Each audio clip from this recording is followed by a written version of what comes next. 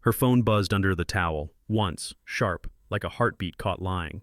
I saw the glow before she killed the screen, her hand moving too smooth, too quiet. Friday night, I was supposed to come home to dinner and peace. Instead, I walked into a performance. "Traffic bad?" she asked, voice sweet but tight. "Yeah," I said, hanging my keys. "Bad." The smell of lemon cleaner and cold takeout hit me. Too clean, too staged. She'd already eaten. My plate sat in the fridge with a sticky note that said, "Warm it up." Funny thing about marriage, sometimes the house gets cleaner right before it falls apart. I didn't ask. I didn't yell. I just watched her pretend normal. Because when you've been married long enough, you don't need to catch her in the act. You can feel when the respect dies. And that night, it did. Stay with me. This isn't just about betrayal. It's about what a man becomes after the storm. Hit subscribe. This story's only getting started. The towel trick stayed in my head as I hung my keys on the little nail by the door. The kettle clicked, the kind of soft, domestic sound that's supposed to calm a man down. And she said, "Spilled some water, that's all." I nodded like a neighbor, not a husband. The house was tidy in a way that felt like a cover story. Lemon cleaner on the counter, 2 cups out, only 1 used. I reached for the kettle, felt the warmth, listened to that tiny metal knock when it settled. A younger version of me would have asked questions, demanded answers, made a scene. But middle age teaches you the cost of noise. So I chose something most men never talk about: restraint. I took a breath, stored the whole picture, in my head, not in my mouth. I let the scene play out while I played quiet. And right there, that became the first line I wouldn't cross. I won't beg for respect that should already be in the room. I opened the fridge and found my plate waiting. Plastic wrap, a smudge of sauce, and a post-it that read, "Warm it up." Not "hey," not "welcome home," just an instruction like I was a vending machine that takes quarters and patience. She smiled at me without showing teeth, like a polite clerk closing a return. I microwaved the food and ate standing, the way men do when we already know there's nothing to sit down for. The TV was off, the room too neat, the air thin. I remembered my dad telling me, "People don't forget to care, they practice it less." It stung because it fit. I rinsed my plate and watched her wipe a clean counter, wiping nothing, like she was keeping busy so the truth wouldn't land. That was when it clicked. I wasn't a partner in this kitchen. I was a task. And once a man becomes a task, the marriage is already filing itself under pending. She broke the silence with a casual grenade. "Linda's cookout this weekend, we'll skip it. We need a just us weekend." Like she'd already cleared my calendar with the same finger that killed her lock screen. I said, "I told Dean I'd be there." And she smiled like a teacher correcting a kid. "Babe, you hate small talk." I do hate small talk. I don't hate my word. Something old in me stood up straight. "New rule," I said, steady, not loud. "My plans don't get erased without me. If you want a weekend, plan it with me, not over me." She laughed, but her eyes didn't. Men know that look, when a joke walks in wearing a threat. I texted Dean, "Still on for Linda's." She clicked her tongue. "Do what you want." "I will." That was the moment I set the line in chalk on the driveway. And once a line shows up, it either becomes a boundary or a crime scene. The next day on my commute, the truck's cab smelled like sawdust and coffee, my kind of church. At a red light, I caught that new perfume on her sweatshirt from last night, the kind that doesn't match our budget or our brand of life. I watched the crosswalk tick down and remembered her thumb dance over that screen, smooth and practiced. The mind of a builder is simple. Pieces either fit or they don't. And once you see a gap, you can't unsee it. The radio hummed some old Jackson Browne, and I turned it down to hear my own head. Men talk about gut feelings like they're superstition. Truth is, they're history lessons your body won't let you forget. My stomach said, something else has started. Maybe it began weeks ago. Maybe I arrived late to my own life. I signaled, merged, and let the thought settle. I won't chase ghosts, but I won't ignore fingerprints either. Not again. Saturday came with folding tables, plastic cups, and the neighbor who thinks he invented grilling. Linda's backyard was exactly what America looks like when it wants to feel fine. Aaron worked the fence line like a politician. Light touch, heavy eye contact. I kept to the cooler and Dean's shoulder. Small talk, ball scores, gas prices. Then she did it. Turned me into a punchline, right in the friendly glow. "Don't get him started on budgets and trucks," she said, and the circle laughed on cue. That laugh does something to a man who keeps his promises. It rubs dirt on his jersey. I set my cup down and felt my spine choose me. "I'm not your joke," I said, not loud, just final. "If you don't want to go someplace, don't use my name to cancel it." The laughter died the way a porch light dies in winter, quick, honest, and cold. She rolled her eyes. I stayed standing. And that's when respect either wakes up or leaves. Respect didn't wake up at that backyard. It packed a bag, so I kept it simple. "I'm leaving in 10, I told her, voice even. "Ride with me or ride with Kara. Your call." Dean lifted his brows like a referee who's seen this game. Erin glanced at her phone, then at the crowd, then at Kara. "I'll go with her," she said, casual like choosing a side dish. I checked my watch. 10 minutes is a long time when you mean it. I shook hands, thanked Linda, loaded the cooler, and let each minute scrape by. Guys know this rule. If you declare a time, you keep it, or you're just talking. At 9, Dean jingled his keys. At 10, I nodded my goodbye and walked to the truck. I didn't look back to see if she changed her mind. Discipline is quiet. It doesn't need applause. We pulled away, and in the side mirror I watched Kara hug Erin close, whispering like a coach. The ride home after the game was the kind of silence only two men can share. Dean dropped me at the curb, said nothing, let the engine idle like a promise. The house was dark. Erin came in late, shoes in hand, wearing that "let's not start" face. She built a sandwich like a peace offering and slid it toward me. "Long day," she said, too light. The phone lay on the table, face down, pretending to sleep. Then it hummed. 3 long beats that felt like a stick on a drum. Once, twice, a third time. She didn't move. I stared at the grain in the table like I'd carved it yesterday. "Who's that?" I asked, not loud. "Kara," she said, eyes staying on the bread knife. I let the answer sit in the room between us, heavy as wet laundry. She flipped the phone over, killed the screen, and smiled like customer service. The kind of smile that refunds nothing. I rinsed the plate and let the water run longer than it needed to, the way men do when they need time to convert anger into clarity. She hovered near the counter, wiping a clean surface, chasing crumbs that weren't there. "Kara's having a rough patch," she offered, like a coupon clipped too late. I stacked the dish, listened to the slow throat of the drain, and felt the house shrink a size. We didn't argue. We didn't fix. We practiced quiet. Middle-aged marriages don't always explode. They leak. Little things go missing. Patience, warmth, the honest hello. I could feel it tonight, drip by drip. Respect slipping out through a hairline crack we'd stopped checking. I dried my hands and walked past her without brushing shoulders. That's a measurement too, how easily 2 people can pass in their own kitchen without touching. She set the phone face down again. I didn't chase the lie.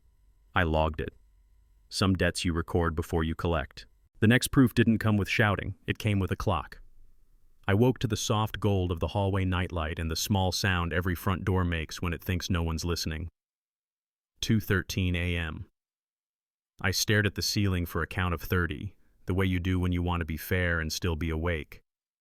Her side of the bed was cool. I put on jeans and boots, took the spare keys, and walked out into a street of sleeping windows. No anger, just procedure. The truck coughed alive, and I rolled 2 houses back, lights off, the kind of distance that keeps you honest. Movies lie about following. It isn't dramatic. It's patient. It's a left turn you already knew was coming, a right turn that tells you a story. I kept my hands at 10 and 2 and let the night talk. Some questions don't need to be asked. They need to be answered. She didn't turn toward Kara's condo. She took the highway, slipped past the 24-hour gas station with the broken ice sign, then eased off at the old strip with the flickering neon. Vacancy. That word shouldn't belong to a marriage, but there it was. Red, humming, relentless. I parked behind a landscaping trailer. No hero moves, just a man in a truck breathing through the truth. Erin pulled into the second lot, killed her lights, checked her phone, and walked straight to a door with a missing number. No looking around. No pause. Just a line she'd decided to cross long before tonight. I didn't honk. I didn't knock. I let the picture take itself. A hallway light, a cheap curtain, the quiet click you can still hear from 100 feet away. 20 minutes on the dash. That's all I took. Then I drove home with a sentence locked in my jaw. Respect doesn't survive this, and I don't bargain with ghosts. So I stayed in the truck and let the truth settle where it landed. Hands on the wheel, engine off, the dashboard clock ate 20 minutes while the motel hummed like a bad memory being born. No talking, no bargaining, just a man and a sentence getting heavier by the second. The steering wheel felt like a judge's bench. The windshield felt like a witness stand. You learn in your 40s that clarity isn't loud, it's cold. I watched the hallway light spill through a cheap curtain and I refused to turn it into poetry. This wasn't a riddle, it was a receipt. The pulse in my neck slowed, the breath got steady. I wasn't planning revenge. I was planning my next morning. And when the seconds finally stopped asking for permission, I gave the night its verdict. Respect doesn't survive here. Not in that parking lot, not in that door frame, not in me, if I stay. I put the truck in gear and let the conclusion drive. That verdict held when the sky went gray. At 4:20, I brewed coffee like a man clocking in for a shift. 2 scoops, quiet kitchen, no ceremony. At 6 o'clock, I showered and shaved because routine is armor. At 8 o'clock, I parked at the county building where the flags don't move much and the forms come in sets. No speeches, no scenes. A clerk slid paper under glass. I signed what had my name and left what didn't. The pen felt heavier than it should, which is how truth often feels when you're doing it right. There's a dignity to paperwork most people miss. It doesn't care about excuses, only signatures. I scheduled what grown men schedule when a line isn't just crossed, it's erased. Then I walked out into the regular morning like a man stepping off a ship that finally reached land. Stoic isn't cold, it's warm with boundaries. The door clicked behind me. The silence said, "Keep going." Back at the shop, I did what men do when the heart tries to steal the steering wheel. I handled the list. I boxed the documents that matter, moved tools I'd paid for with actual blisters, and changed the office code I never should have shared. Keys, inventory, ledgers, things that answer to facts, not feelings. I called the bank, separated the card, set new alerts, and checked balances the way you check a fence after a storm. Marta nodded once when I told her there'd be changes. She's seen this story in triplicate. Before lunch, I drafted one email, clean and short. Effective today, we will handle expenses separately. Send your share by the 5th. No apology, no jab, just terms. When you stop negotiating your dignity, logistics get easy. The reply ping didn't come, and I didn't wait for it. There's a freedom in simple math. What's mine is mine. What's hers is hers. That's not petty. That's the first real breath. That night I cooked chili, because when the ground shifts, a man reaches for whatever still smells like home. The pot simmered low, radio soft, dog at my feet. The air pretended nothing had changed. She walked in with that overbright smile, the kind you buy when peace is out of stock. "Rough day," she said. I stirred, nodded. Steam hid more than the pot ever could. But there's one thing about quiet men. When they stop arguing, they've already made a decision. My phone buzzed on the counter. "Your documents will be ready for pickup by 3 o'clock p.m. I read it twice, then once more, like truth needed a warm-up. She asked about Friday, date night, her treat. Like we'd stumbled, not fallen through the floor. Irony has a smell. It's close to lemon cleaner. She thought we were fixing dinner. I was fixing the exit. I kept my voice even. "I'll check my calendar." She blinked at the phrase "my calendar," then smiled harder. We ate. We didn't toast. And while she reached for candles, the message in my pocket kept glowing. The end had a schedule. The next day, she showed up at the shop with a brown bag lunch like we were rehearsing normal. Marta looked over the rim of her glasses, logged the weather, and gave us the room. Aaron set the sandwich on my bench, turkey no mustard, a detail from better days. "We've been off," she said, aiming for soft, missing steady. I wiped my hands, nodded once, and keyed the new code on the cabinet. 1, 2, pause, 4. Her eyes followed the beep like it was a door closing. You changed it? Yeah, I said. Clients asked for tighter controls. She reached for a laugh and found air. You could have told me. I just did. The power in middle age is that you don't need volume to be sure. She tried another angle. Friday, dinner, no phones. But the ground had already moved. The cabinet clicked shut, and so did something in me. Some things reopen. Boundaries don't. That's their job. Boundaries don't reopen, and money makes that obvious. I laid out the spreadsheet on the bench. Mortgage, utilities, groceries, extras. We split costs from now on, I said, plain as lumber. She blinked, then smirked. So we're nickel and diming now? That phrase is a trap men know well. Turn clarity into cruelty. Make order sound petty. I didn't buy it. It's not punishment, I said. It's clarity. My voice stayed even, the kind you use when you measure twice and cut once. Half the groceries, half the bills, half the extras. Due by the 5th. She rolled her eyes like I'd downgraded love to receipts. Here's the truth they don't tell you in wedding speeches. Respect has a ledger. If one person keeps paying with silence, the other starts doing math. She waited for me to flinch. I didn't. You're being cold, she tried. I shook my head. No, I'm being precise. That landed. Precision is what you use when trust keeps rounding down. Precision turned the air thin, so she reached for warmth. Friday, she said, bright again. Let's reset. My treat. No phones. A few years ago, I would have jumped at that. Date night, candlelight, pretend the crack in the foundation is just character. But when a man finally finds his spine, he doesn't rent it out for dinner. I'll check my calendar, I answered, same steady tone. Her eyebrows twitched at my. We both heard it. Ownership. She nodded like a negotiation had begun. I didn't counter. That's the squeeze play. Raise hope, wait for me to fill the silence, then call it progress. I let the silence be quiet. She took a breath, softened her shoulders, and tried again. We'll talk, okay? Maybe, I said. After I see my week. She smiled, thinking she won a square of ground. But the earth had already moved. Sometimes the strongest move a man makes is leaving a door unlocked and not walking through. I kept that door where it stood and came home to a table staged like a magazine. 2 plates, cloth napkins, her best version of sweet. The corner lamp glowed like it does in catalogs selling warmth. We ate slow. She asked follow-up questions, nodded at the right spots, stacked dishes without sighing. It could have fooled anyone walking by the window. But truth doesn't need a parade. It needs a pause. I'm gonna call Kara, she said, lifting her phone like a hall pass. 2 minutes. Better reception in the yard. I watched through the glass as she angled away from the door and covered her mouth with her hand. That move, the bar habit you keep when you don't want lips read. Her shoulders pitched forward, then eased, a rhythm of secrets. Men in their 40s learn a second language, body language. You can tell what a person wants to hide by what they overcorrect. She came back soft, all light edges. The room was warm. My gut wasn't. The warmth didn't last long.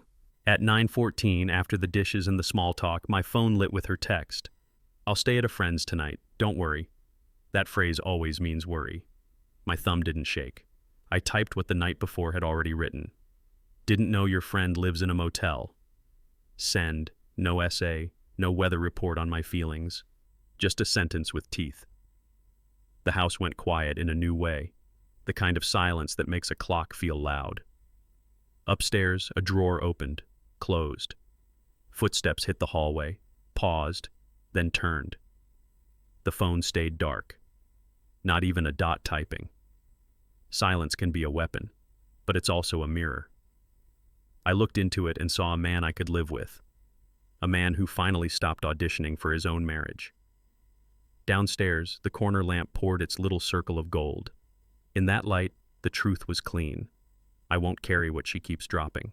Clean truths deserve clean exits. I pulled the manila envelope from my work bag and set it in the middle of the dining table, a black pen on top like a period. On a card, 8 words. This was your choice, not mine. Then I moved like a man doing closing duties. Passport, chargers, a couple changes of clothes, the photo of my dad from the bookshelf. I checked the windows, killed the lights room by room, let each switch click like a soft goodbye. The house didn't fight me, it just shrank into its bones. I placed the spare keys in my pocket and took one last look at the kitchen where we'd eaten separately together. Not a slam, not a shout.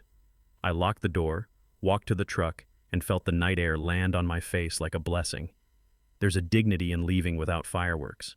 It tells the world, and yourself, your value doesn't need an audience to be real.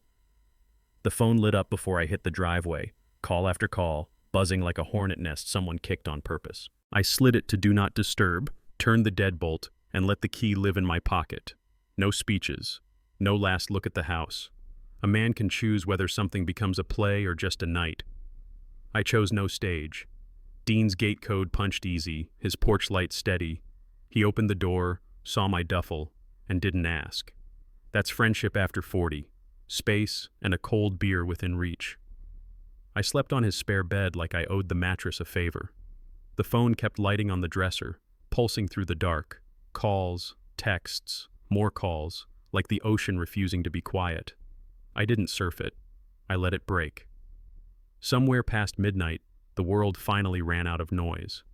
The cliffhanger wasn't dramatic. It was simple. Tomorrow I'd still mean it. Still, morning at the shop is a church you can believe in. Metal bell on the glass door, that honest little jingle. Coffee dripping into a stained mug I won't replace. I flipped the lights, checked the clipboard, breathed sawdust that never lies. Then the phone started again. Missed calls stacked like unpaid bills. Messages flooding in with the same 4 words. We need to talk. Men my age know that phrase. It's never about talking. I set the phone face down and let the bell over the door preach a better gospel.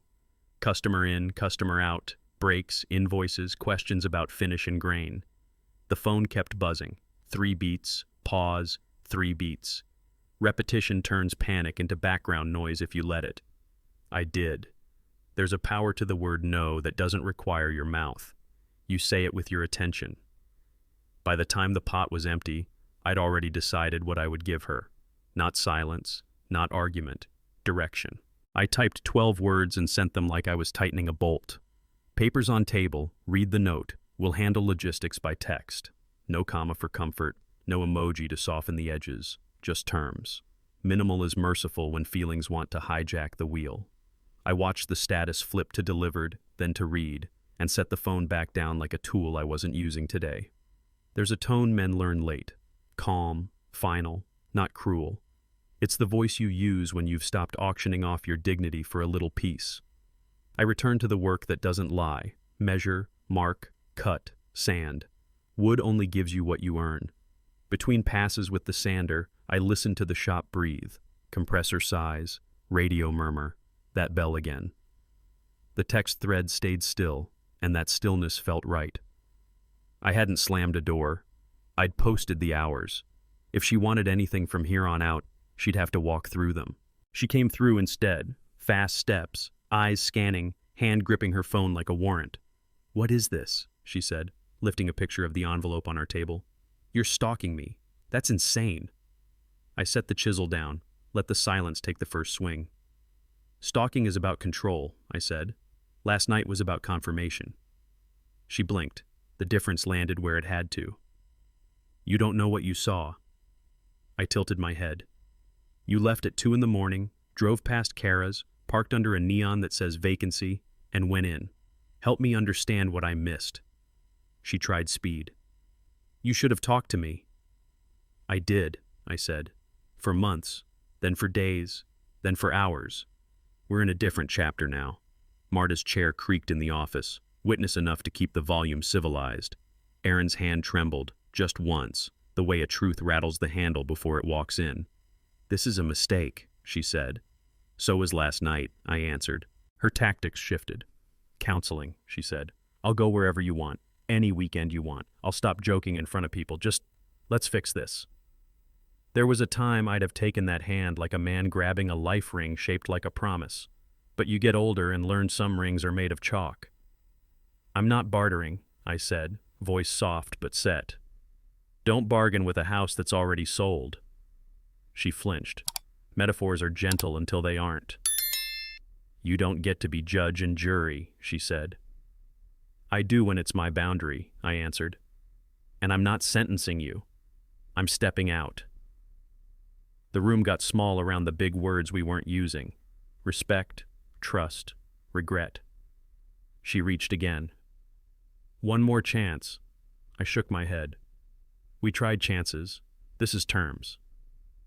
Out of the corner, Marta rose like a referee who knows when to break a clinch. Aaron looked at the door, then at me. Then what now? Now, I said. We get honest with paper.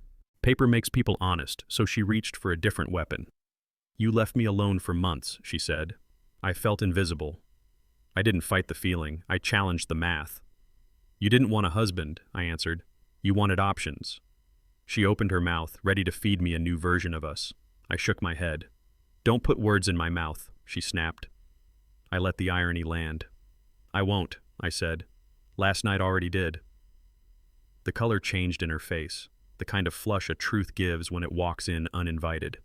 She tried to pivot, said I'd been cold, distracted, too focused on work. Men hear that speech in their 40s. It's the one where responsibility gets dressed up as neglect. I kept my voice level. I built a life. You auditioned for another. She reached for outrage, but her hand found air. And that's the dark joke nobody laughs at. I didn't invent this ending. I just stopped pretending. The office door clicked and Marta stepped out like a referee with perfect timing. Mark, your intake ticket's here, she said, laying a paper on the bench that said, in effect, witness present. The air cooled down 2 degrees. Aaron watched the exchange, eyes quick, shoulders tight. I handed Marta the ticket, then spoke in the same tone I use for invoices. When you pick up your things, text me a window. I'll be there. We won't be alone. Aaron scoffed, called it dramatic. I called it safe. Most men don't plan for scenes until they're standing in one. I've learned to set the rules before the room gets loud. I'm not a threat, she said. I'm not saying you are, I answered. I'm saying I won't be one either. The line was simple, the meaning clean. Boundaries keep everyone honest. She looked to Marta, then back to me, and realized there was no crack to pry. That's when arguments get small. Small arguments don't need big answers. They need actions with edges. That night I walked through the house with a legal pad and a pen. I collected the envelope, added a copy of the expense sheet, and put both in the safe. I changed the Wi-Fi password, the garage keypad, and the code on the back door. Things married men never plan to do until they have to. I pulled my name off her gas account, set up my own, and checked the insurance auto-pay like a man checking locks before a storm. None of it felt triumphant. It felt orderly, like sweeping sawdust so you can breathe. I took pictures of the meters, logged the numbers, and emailed myself the timestamps. Not paranoia, proof. Then I walked the rooms that used to echo with us and listened to the new sound, quiet that didn't accuse me of anything. I wasn't shutting her out. I was sealing what was mine so the wind couldn't take it. Wind can't take what's anchored, and that night I let Dean's spare bed do its job. He handed me a light beer and a look that said more than most men say in a month. We sat on his back steps, watched the dog patrol a fence line, and let the porch light make normal look holy. No speeches, no postgame, just a couple of quiet nods and the hum of a neighborhood that never asked for drama. When I finally lay down, my bones remembered what a full stop feels like. Sleep came like a good shift ending, clean, deserved, without a fight. There's a kind of rest a man only earns after he stops arguing with what he already knows. I woke once, reached for the old habit of checking my phone, and didn't. The silence didn't scare me. It held me. For the first time in a long time, morning wasn't something to survive. It was something to meet. I met it at the shop, where the bell on the door tells the truth.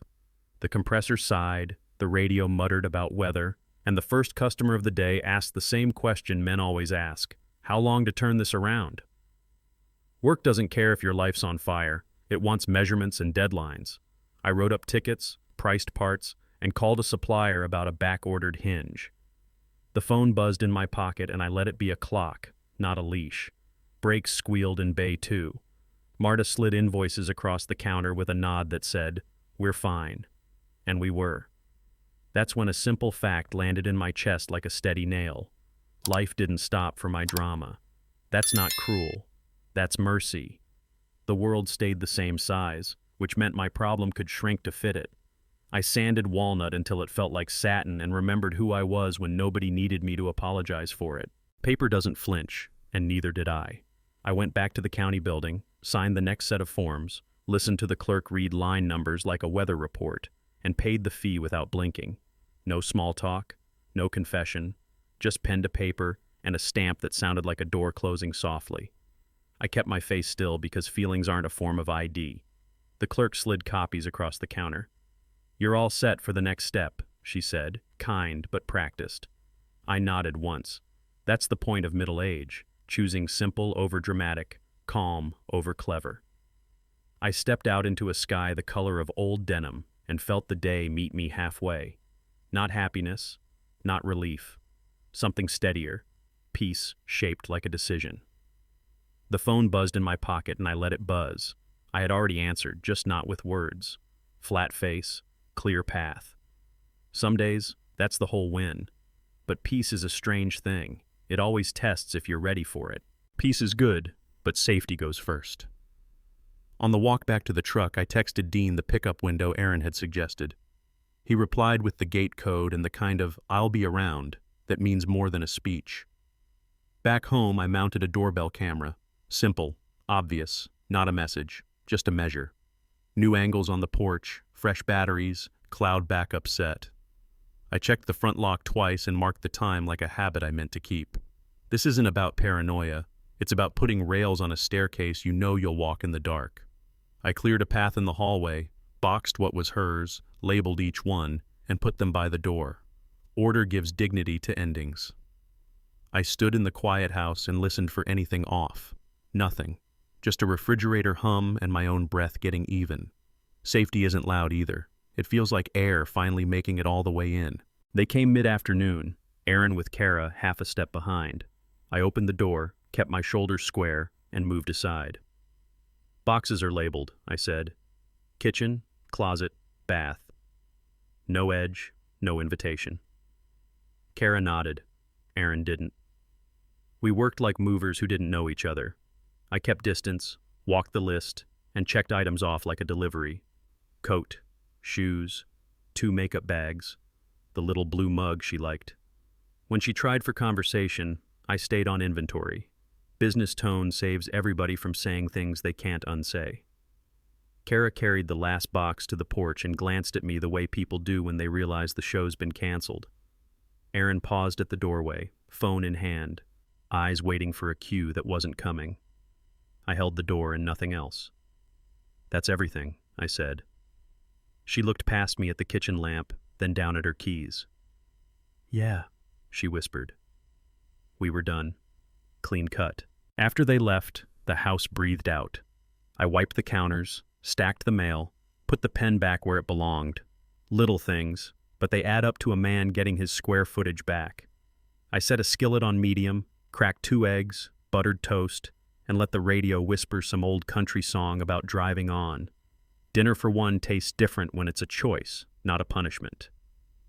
I ate at the table, hot food steaming, no post-it notes telling me how. The corner lamp cast a soft circle, and for the first time in a while, I sat inside it instead of around it. I washed the plate right after, dried it, put it away. Not because I'm lonely, because I'm home. That's ownership, the kind you don't have to announce. The dog settled at my feet and the clock ticked like it agreed. My life didn't get bigger tonight, it got clearer, and that's better. Clarity doesn't need an audience, so I called my mother and kept it short. "I'm okay," I said. "Working a lot, sleeping better." She asked if I was eating.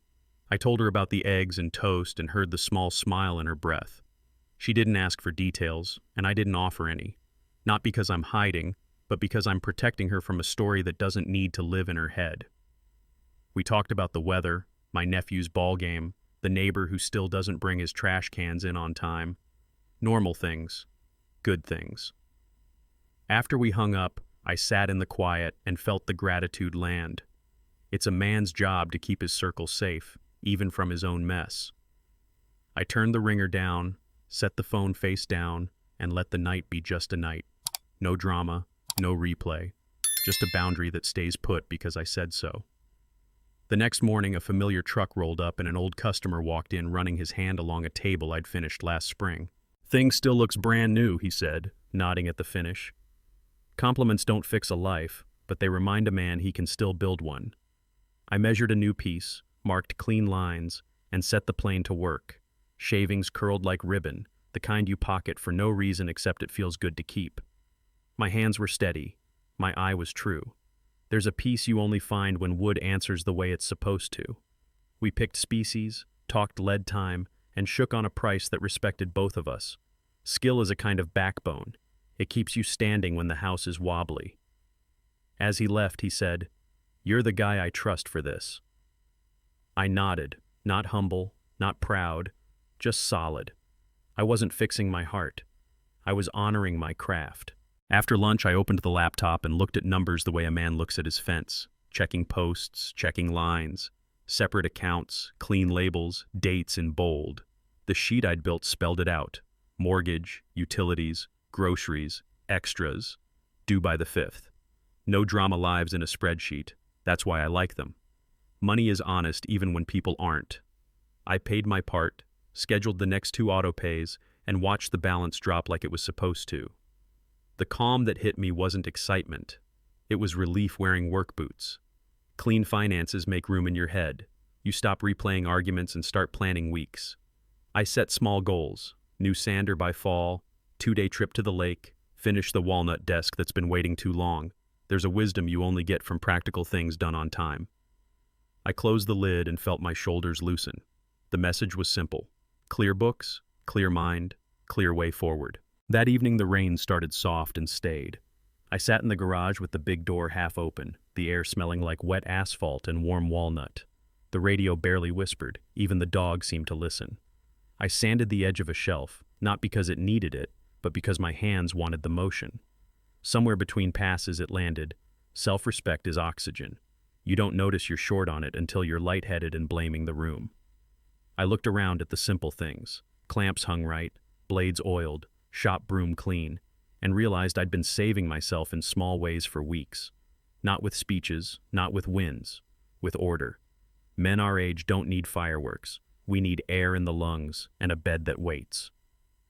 The rain tapped the driveway like a metronome. I breathed deeper without thinking. It wasn't happiness.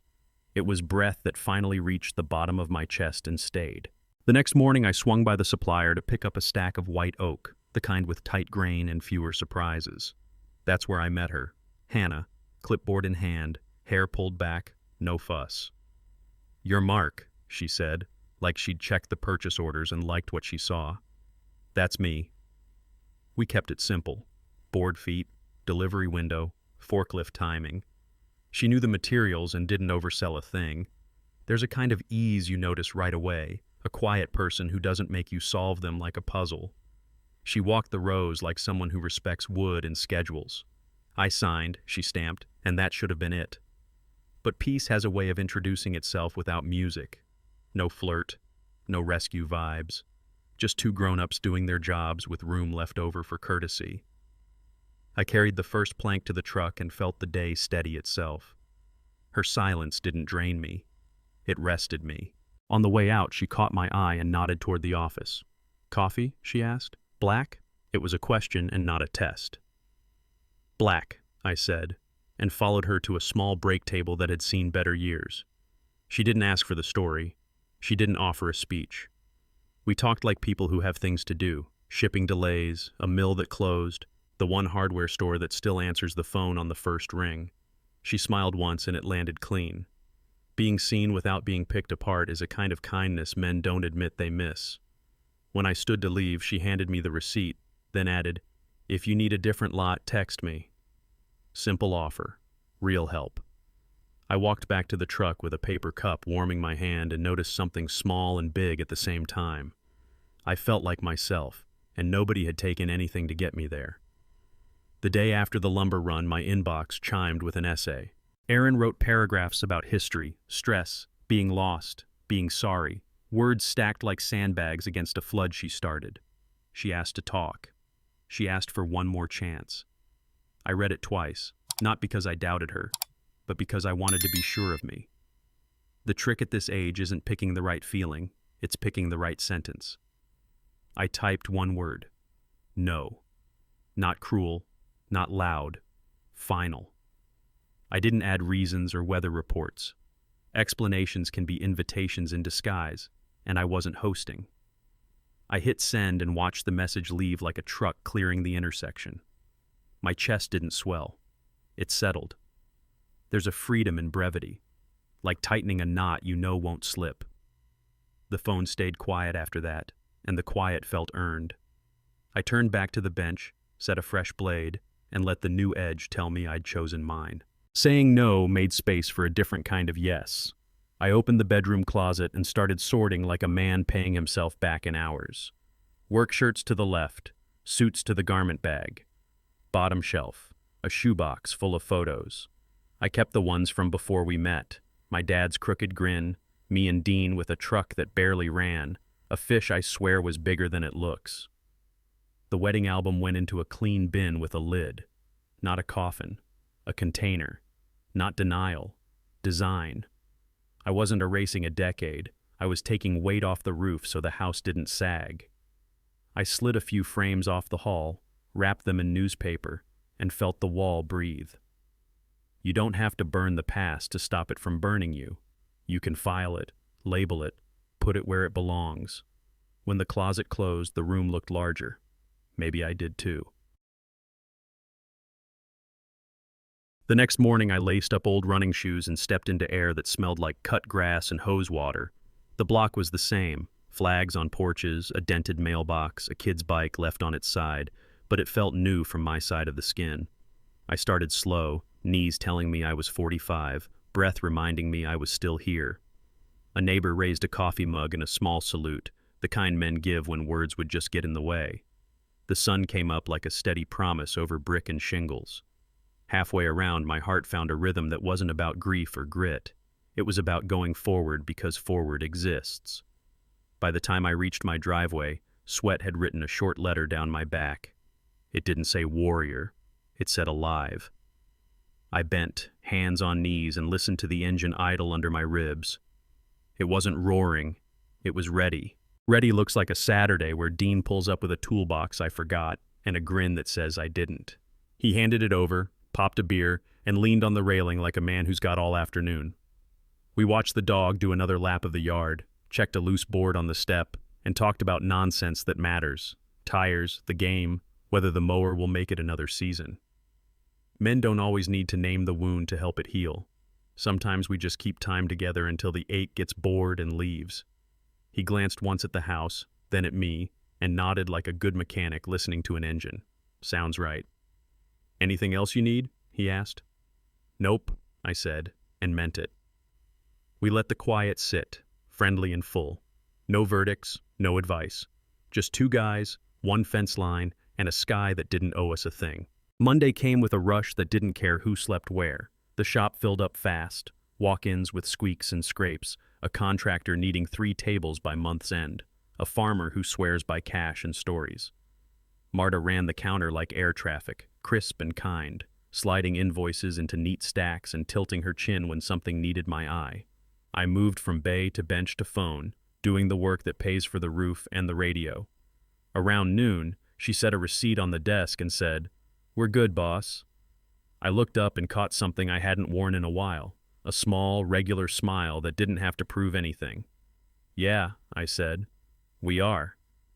The bell over the door chimed again, and we both turned, already in motion. Grief was no longer the foreman. Routine was. And if you've ever rebuilt a life, you know that's the moment you stop surviving your days and start stacking them. Stacking days turns into stacking numbers. That night I sat at the kitchen table with a yellow pad and the bank app, tracing the line that used to wobble. Mortgage paid, utilities scheduled, savings ticked up, not down. It wasn't flashy, but it was a road you could drive in bad weather. I penciled in a new sander by October and a weekend at the lake if the month stayed honest. Groceries had their lane, gas had its lane, No mystery charges from a life I didn't sign off on.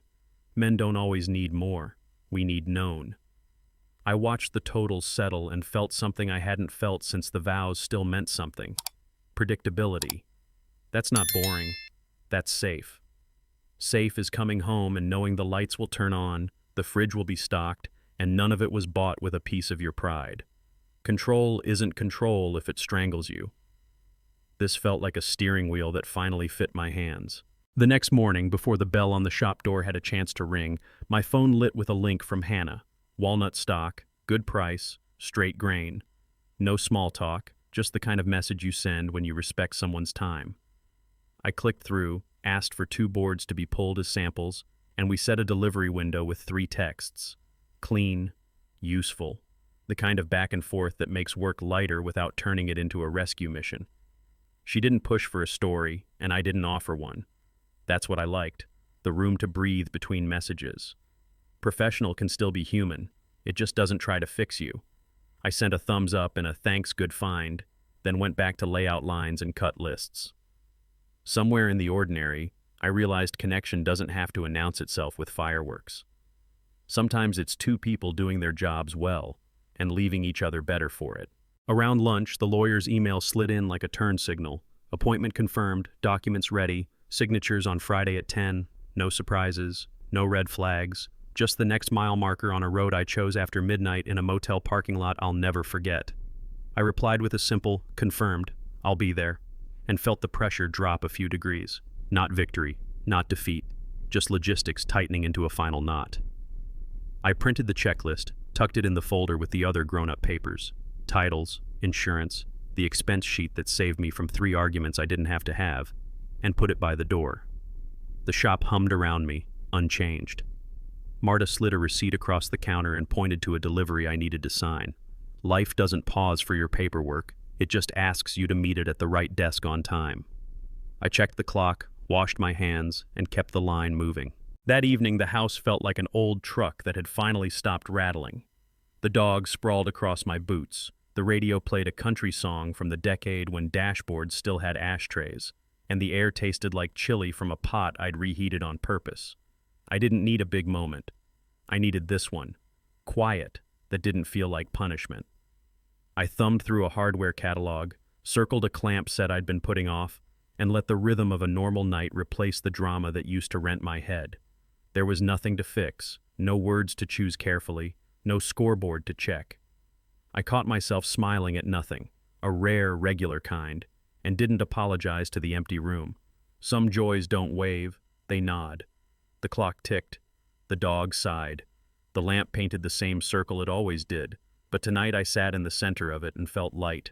Morning came clear and bright, the kind of sun that makes the courthouse steps look less like a chore and more like a finish line. I met my lawyer at 10, signed where the tab said sign, and shook hands like men do when the work is necessary and done. No speeches. No witnesses beyond the clerk whose stamp sounded like a small hammer hitting true.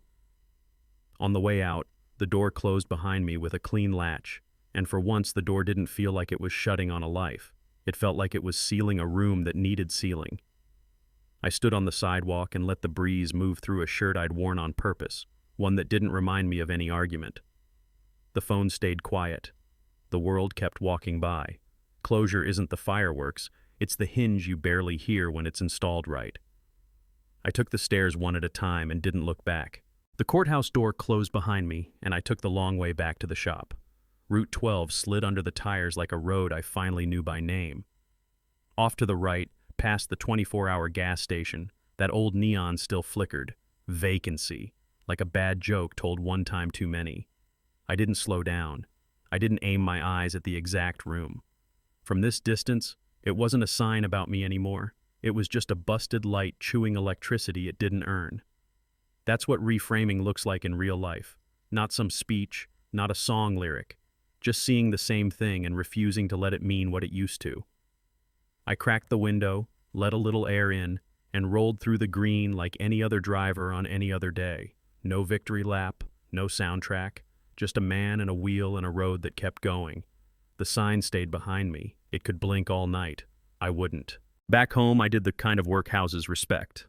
I swapped the dead bulb over the stove for a warm one that made the countertops honest again. I wiped the grease that had been waiting in the seams, ran a hot cloth over the cutting board, and stacked the bowls the way my dad taught me. Largest on the bottom, earn your way up. I tightened the loose cabinet pull, oiled the hinge that squeaked, and let the quiet thank me. Domestic isn't a downgrade, it's a declaration. I pulled the trash, tied the bag, and took it to the curb, then came back to a kitchen that looked like it remembered my name. That was the pulse I'd been missing. Ordinary order, the kind you can see and touch. Ownership isn't a speech you give to a room.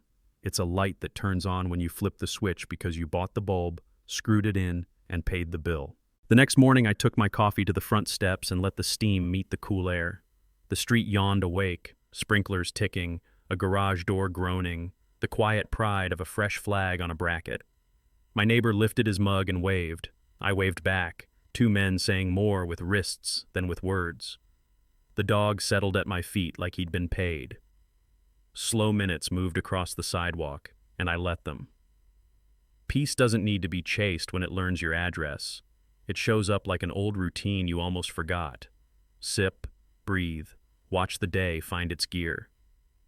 I thought about the week ahead, deliveries, a walnut top to finish, that clamp set I circled in the catalog, and felt my shoulders drop without a command. No alarms, no stage, just a life running at idle the way a good engine does.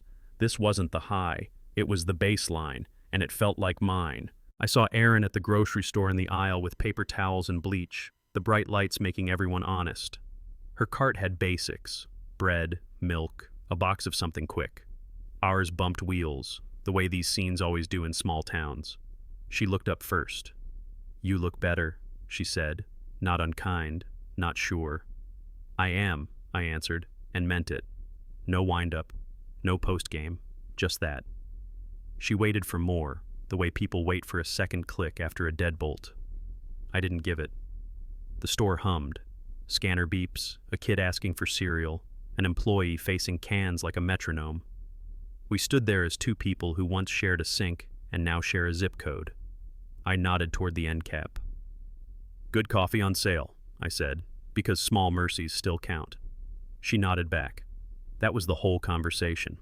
Sometimes the kindest thing you can do for the past is keep it short. She said, "It's been complicated, the way folks say weather when they mean winter." "Hope you land steady," I offered, eyes catching her cart, then moving on. My phone buzzed once in my pocket. Hannah. I stepped aside, thumbed a text. "Grab seltzer?" The lime one. No story, no coded messages, just present tense doing what it does. Erin watched the aisle like it might explain something. I didn't ask it to. Healthy doesn't try to perform for the old audience. It just buys what's on the list and heads to checkout. I told Erin, "Take care," the way neighbors do. She said, "You too," and meant it, I think. I pushed my cart toward produce, felt the wheels roll true, and let the overhead speaker announce a sale on nothing I needed. The phone chimed. "Got it." 2 words, enough. That's what attachment looks like when it's clean. Not a net, not a rescue, just a handoff that doesn't drop. I rolled the cart out to the lot and the evening met me halfway. Low sun on windshields, a kid laughing somewhere, the kind of breeze that remembers your name. I loaded the bags, closed the tailgate, and stood there with my hands on the truck like a man who'd just finished something that didn't need applause. I took one deep breath, then another, and felt the tight wire in my chest slacken. It wasn't triumph. It wasn't payback. It was release, clean and quiet, the kind you don't notice until you finally have it. I looked back at the automatic doors and realized I wasn't angry. Not at her, not at me. Anger had been a ladder I didn't need anymore. I'd climbed down. In its place was something gentler and stronger, permission to let my life be light. The sun slid lower, the asphalt warmed my boots, and I let the moment do its work. I didn't rush it, I let it land. I drove home with the windows cracked and made a dinner that didn't try to be a message. Pan-seared chicken, a handful of green beans, salt that tasted like the ocean on purpose. The dog met me at the door like he'd been practicing for this exact job. We moved through the kitchen like a team that knows the play. Bowl, faucet, 2 pats behind the ears. When the food hit the plate, I sat down, put the phone face down, and ate while it was hot. That was the point. Not gourmet, not a victory lap. Just a promise kept to the man I said I'd be. After the dishes, I wiped the counter, flipped the light, and caught my reflection in the dark window. I didn't look heroic. I looked steady. I stood there a second and shook my own hand in my head. Good work. Keep going. Integrity isn't loud, it's consistent. Tonight it sounded like a fork on a plate and a tail thumping wood. A few evenings later, Dean pulled up with a dusty cardboard box I'd left in his garage and a joke about me charging storage. He set it on the back step, popped 2 beers, and handed me one without ceremony.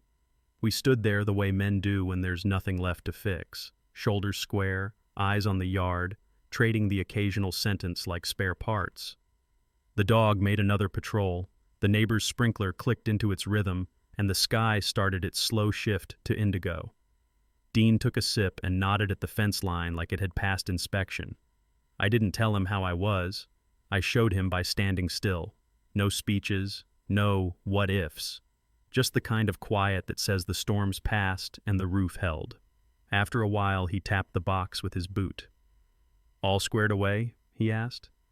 I looked at the lawn, the house, the light in the kitchen. Yeah, I said. Enough. I stood in the driveway at dusk and let the day line up in front of me. The house with its warm kitchen light, the shop that smells like work and good wood, the clean road running past like a promise you can actually keep. No crowd, no judge, just things I can point to and say, mine, because I chose them. I used to think love could out-talk disrespect. It can't. Disrespect is a leak. It ruins the frame from the inside out. What saved me wasn't thunder. It was decisions made on quiet mornings and followed on quiet nights. The sentence I held back for months finally fit in my mouth without shaking. Respect isn't a negotiation. It's a condition. If you've ever stayed too long where your name came second to someone's secrets, you know exactly what I mean. Drop a comment. Write, I understand, so another man scrolling at midnight knows he isn't alone. Hit subscribe if you want the full story of what comes after the storm. We're not done building. We're just getting steady.